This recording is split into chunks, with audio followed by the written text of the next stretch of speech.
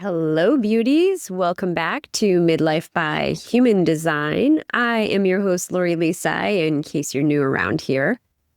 And today I wanted to talk about a lot of the air energy that is happening right now and how it may be affecting you, especially when it comes to thoughts on repeat in your head and or anxiety or any of those things that, as we know, perimenopause and menopause can exacerbate.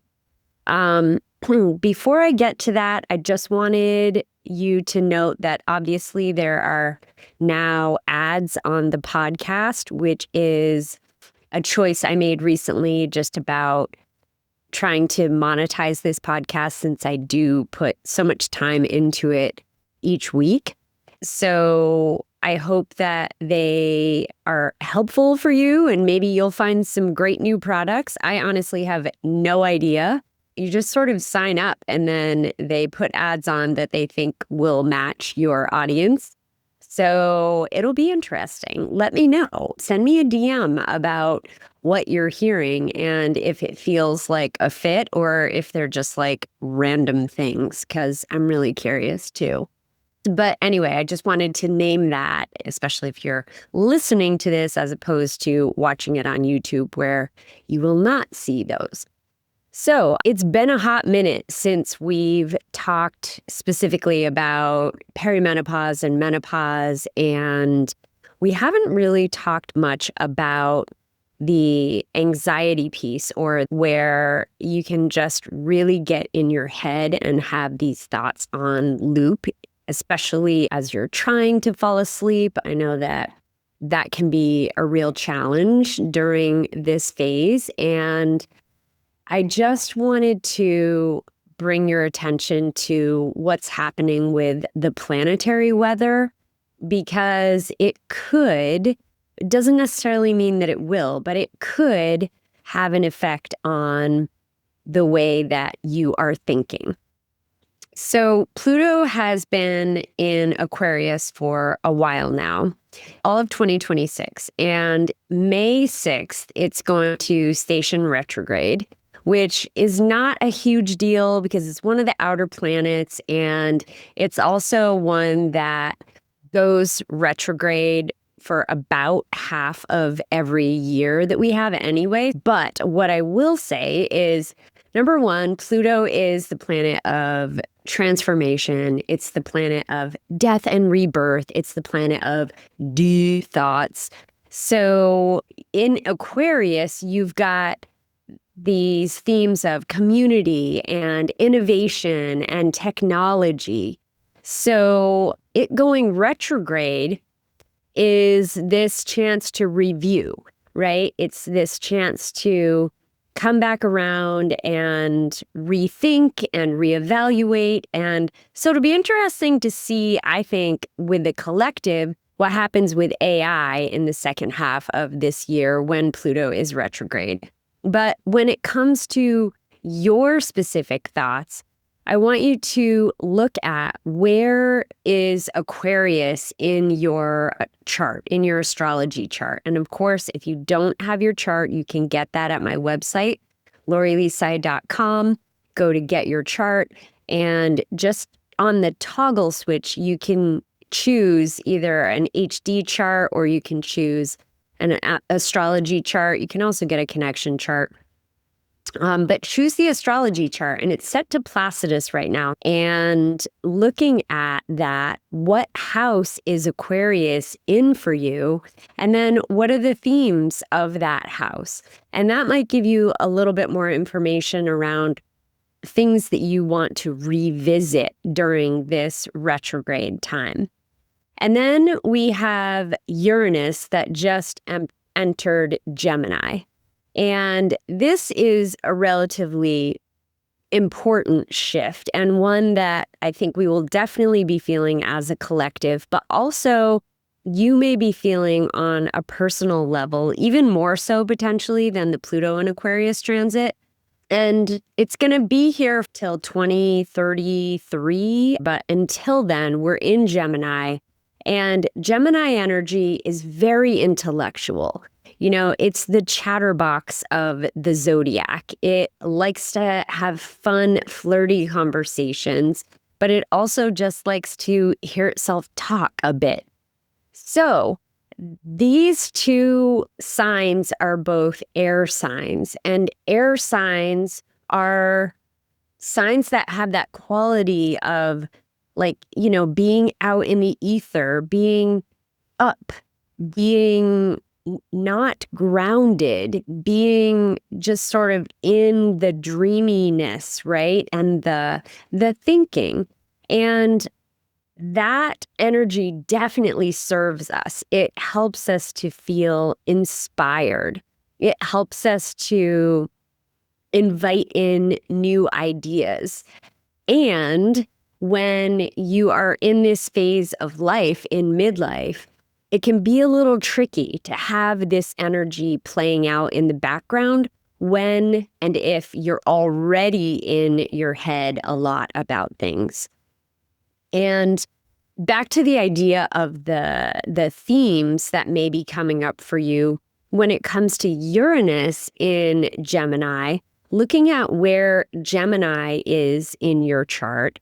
And this is where the kinds of thoughts that you are having may be a little disruptive. They may feel a little weird. They may feel like, holy shit, that kind of came out of left field, or I never would have thought I would think that way, or this isn't a way that I have looked at this before.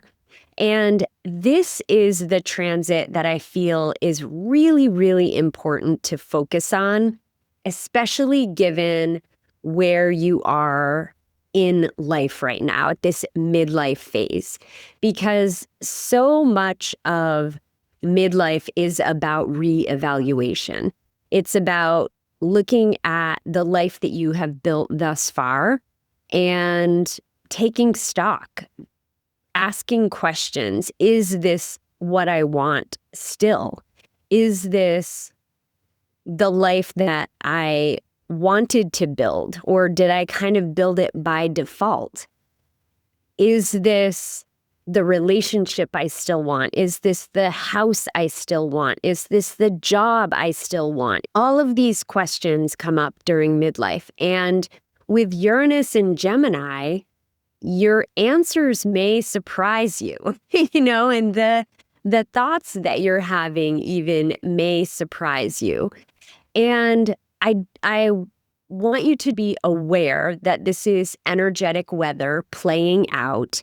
And I want to talk about the head center, because I think that it's really important to understand from an energetic perspective what is happening with the head center.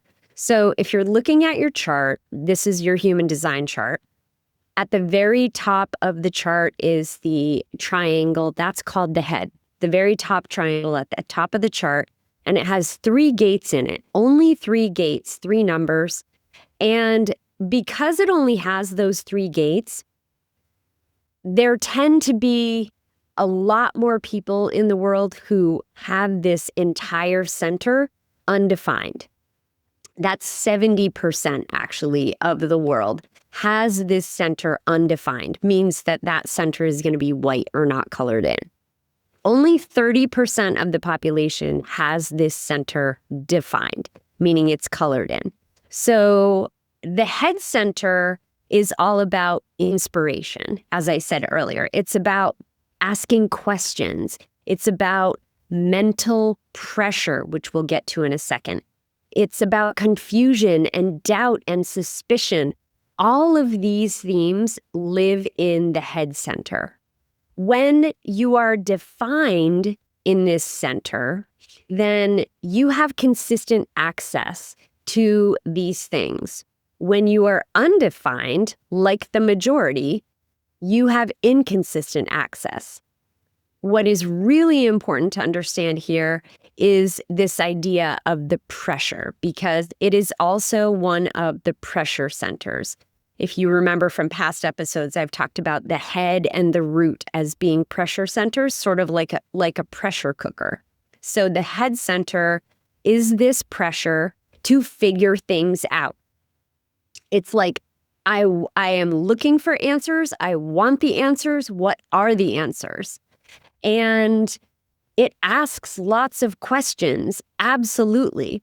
The job of the head center is to provide inspiration, is to channel in that inspiration, is to catch those ideas from the ether. But, it is not the job of the head center to come up with decisions to conundrums. And when you have an undefined head center, which most of us do, myself included, then it can get tricky that you get into these mental loops with constant, like zzz, it's just going all the time. One hack that always works well for you if you find yourself in this position is getting into your own aura space. So what I mean by that, especially if you are struggling with this as you are headed to sleep, as you are trying to fall asleep, is to get into your own space. Go sleep in another room by yourself. Just be in your own headspace so you can clear out that energy. Because even if your partner has an undefined head center, if he or she has a gate that connects with the gate that you have, either in the head or the Ajna center, you're going to create channels and you're going to be sharing that energy. So you're going to be defining and you're going to be conditioning each other as you sleep. So getting that space away from each other will help you to escape a bit of that pressure. Now, here's the caveat. You can't go into your own room and then scroll on social media, right? You're just trading one for the other, basically. You're getting more input from other people and generating more potential anxiety. So in terms of the intensity right now, we've got these air transits happening, and you've got this head center that is energetically looking for all of these answers, feeling pressure to find all of these answers, while Uranus is stirring things up in the ethers around intellectual pursuits and how we think and what we think.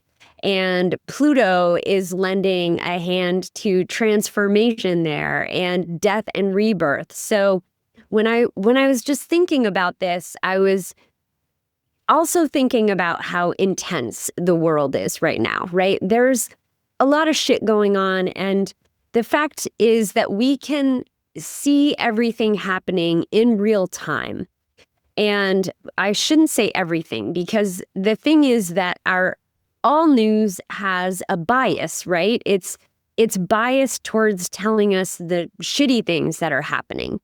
And because our RAS, our reticular activating system, is trained to look for things that we are looking for, we say things like, oh my God, the world is going to shit. Then we're going to look for proof of that happening. And then we're going to see more and more of it.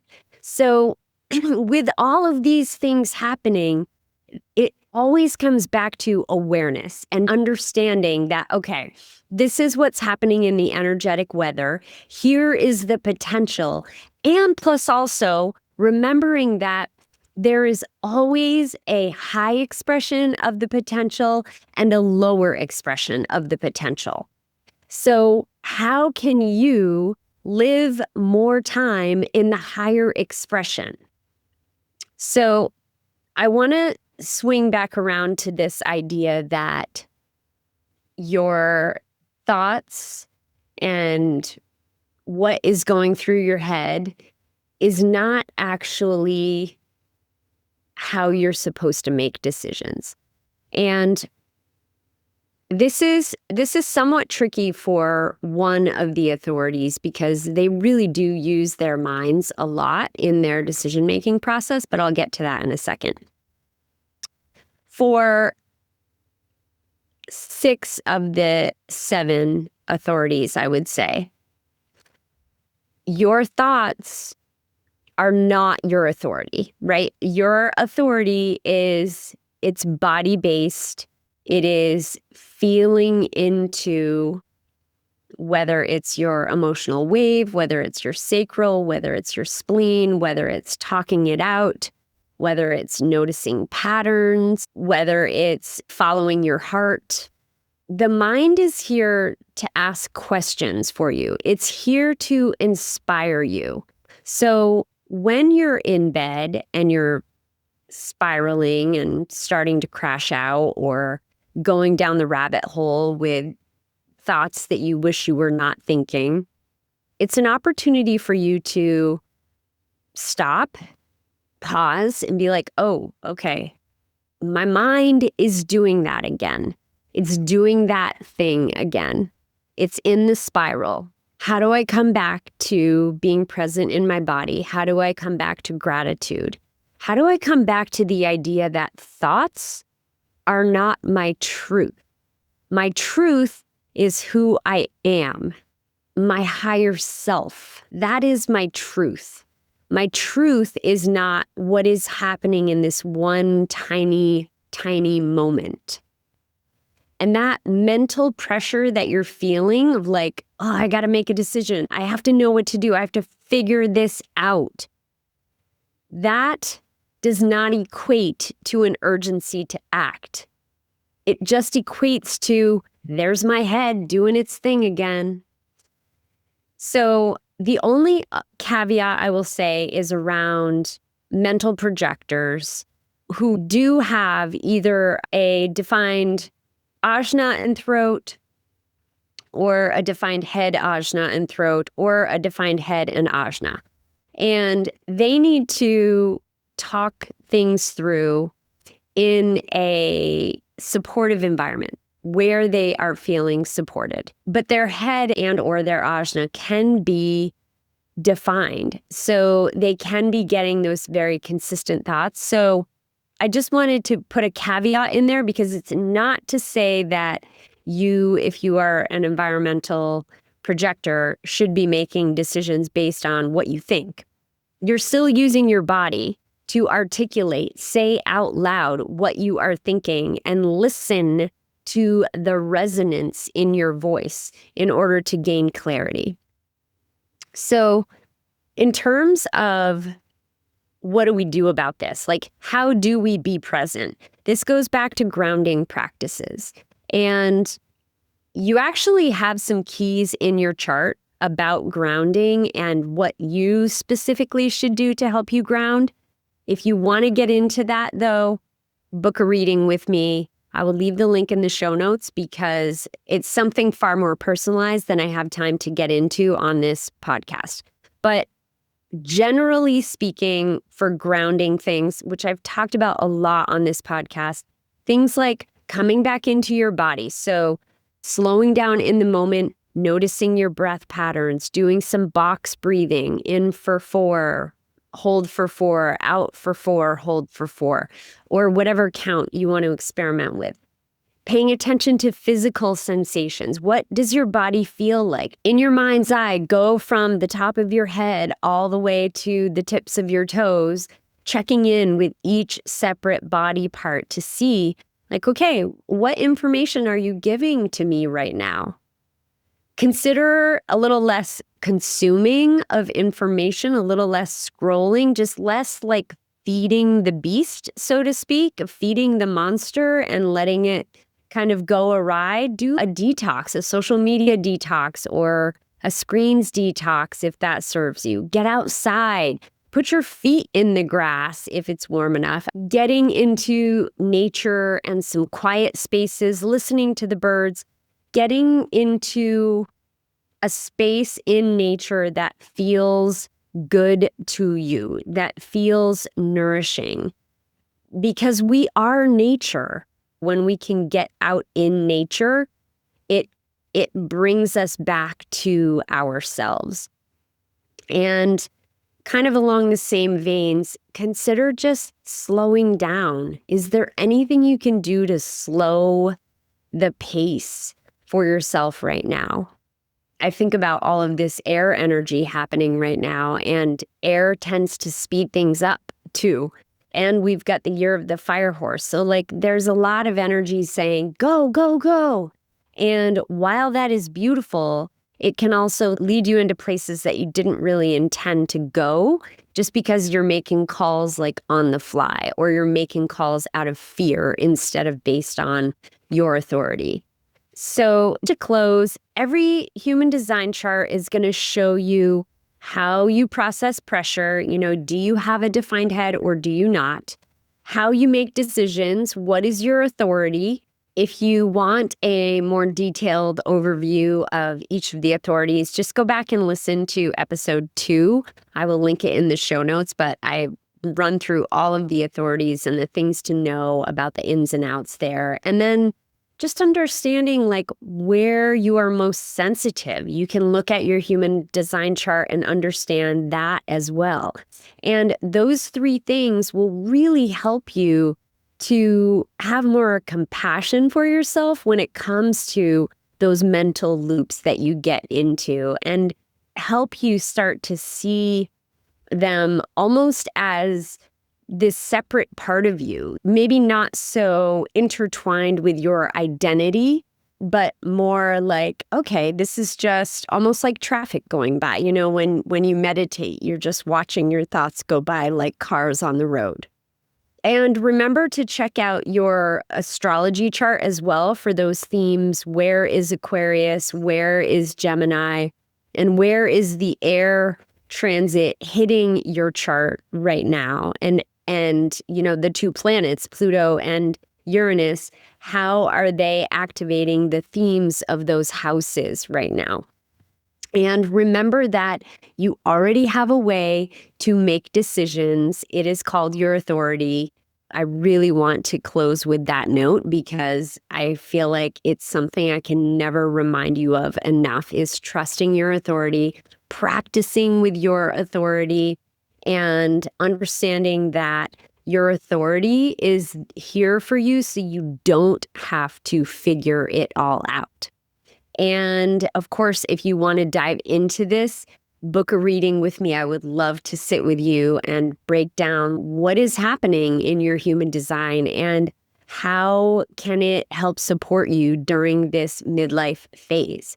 So I am wishing you, as always, the strength to let go of what no longer serves you, joy to fill your days, and the clarity to be who you came here to be.